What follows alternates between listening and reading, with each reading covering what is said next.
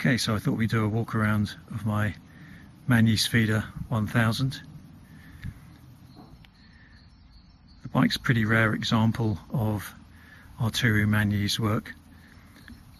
At the time I bought this, there were only two others that I knew of in Scotland.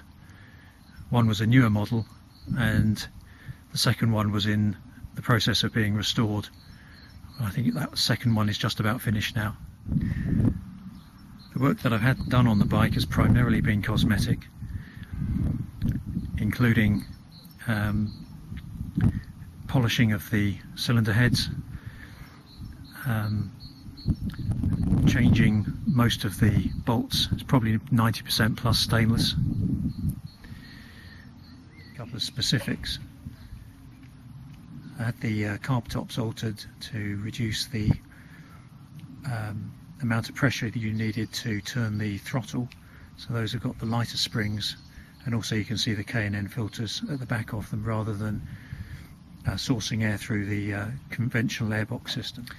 One of the unusual things about Magni's is the use of the parallelogrammo swing arm. I'm just going to focus in on that for you here so you can see it on both sides.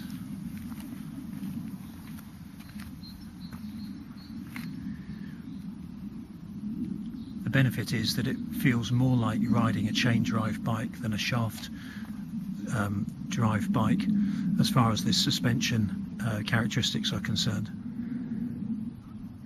Look at the bike from the front. It's Forcello forks, multiple adjustable, compression damping, and rebound plus preload. Twin pot Brembo brakes with floating discs. You can see the polished alternator covers. The way I've got this bike set up at the moment is in the single seat configuration, but there is actually a biposto seat conversion which I have available for it as well, which has the same look as the single seat, but where the rider sits at the front, it just pushes a bit further back. So that there's a reasonable amount of room for the pillion to sit on. The whole seat pan comes off, and a new seat pan and seat replace it. This, in my view, is the best angle to look at a Magni. You have the beautiful sculptured aluminium, hand-beaten aluminium tank, and it feels like you're just riding an engine. Also, it feels very low in terms of its centre of gravity when you're riding it as well, because of the low seat and the long wheelbase. Handles really nicely going around the corners. I've taken this one around Spa Francorchamps, yes, really around the Spa race track in Belgium on a track day, and it performed extremely well. Had loads of people coming up to be interested in it, trying to find out more about the bike. A really super bike to own. Feels something like, I guess, a sort of a modern day Vincent in many respects. Probably too expensive in terms of the economics.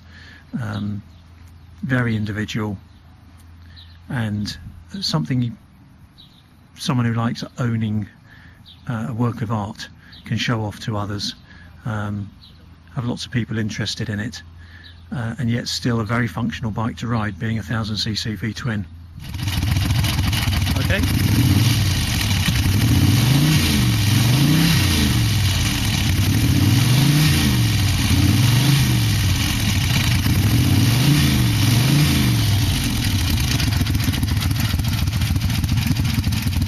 There it is.